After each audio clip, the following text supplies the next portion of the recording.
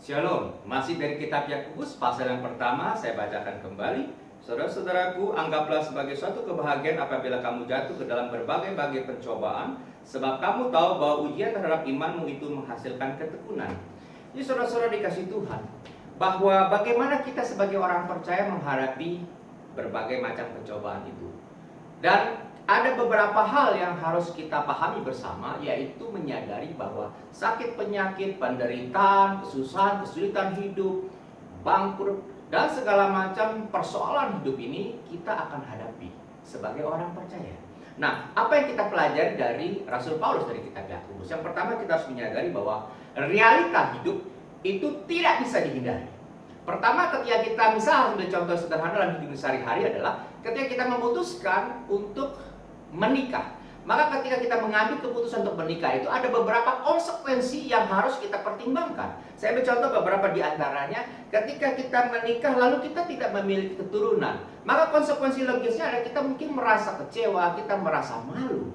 Lalu kemudian ketika kita punya anak, setelah kita besarkan anak kita dewasa, anak itu durhaka, katanya, tidak Nah, sehingga akhirnya kita sebagai orang tua merasa nyesal punya anak, membesarkan anak, ternyata anak itu tidak kepada orang tua. Dan sebaliknya ketika kita sudah membesarkan anak kita, lalu anak banyak sekali kasus terjadi.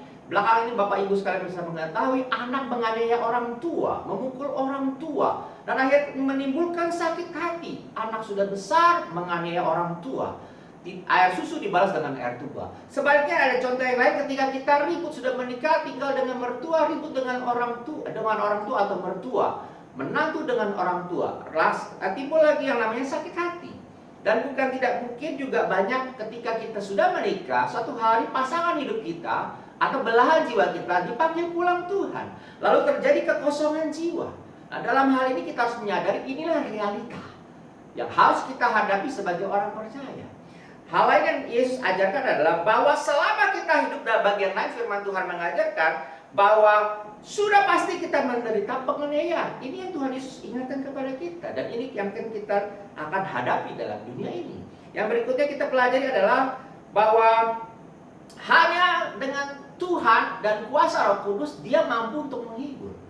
Kata-kata berbahagia ini Rasul Paulus maksudnya bukan dari yang kita terima dari luar, tetapi dari insight, dari dalam hati kita. Hanya Roh Kudus yang mampu dan memampukan kita untuk menghadapi berbagai macam pencobaan. Jadi sukacita di sini, kebahagiaan yang dimaksud adalah bagaimana Roh Kudus bekerja dalam hati kita.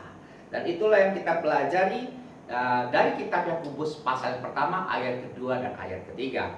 Nah, saudara dikasih Tuhan, Tuhan Yesus juga menyadari dalam hidup ini, Dia pun merasakan bagaimana rasanya sedih, kepedihan, ditinggal, kehilangan orang yang dikasihinya, saudara-saudaranya. Tuhan Yesus sangat menyadari akan hal ini. Oleh karena itu Tuhan tidak mengatakan bahwa berbahagialah kita semua ketika kita menghadapi berbagai macam percobaan setiap harinya. Kalau ini yang Tuhan katakan, tidak ada manusia yang sanggup dan kuat menghadapi itu. Oleh karena itu saya berikan contoh begini. Ketika kita semua hari dalam COVID-19, kita bilang sebelum masa pandemi ini semua orang bilang, aduh kerja capek banget ya, kita kepengen libur dong, banyakan kerjanya. Tapi hari ini ketika kita berikan libur lebih dari 2 bulan, kita berkata, aduh kepengen kerja. Nah, itu dalam hidup itu mengapa kita harus menikmati gado-gado yang diberikan Tuhan dalam hidup kita. Jadi ada masa ketika kita sedih, ada sukacita, ada perjalanan hidup, dan ini semua adalah tentang realita, kenyataan hidup yang harus kita nikmati. Tuhan Yesus memberkati kita sekalian secangkir kopi pagi siang.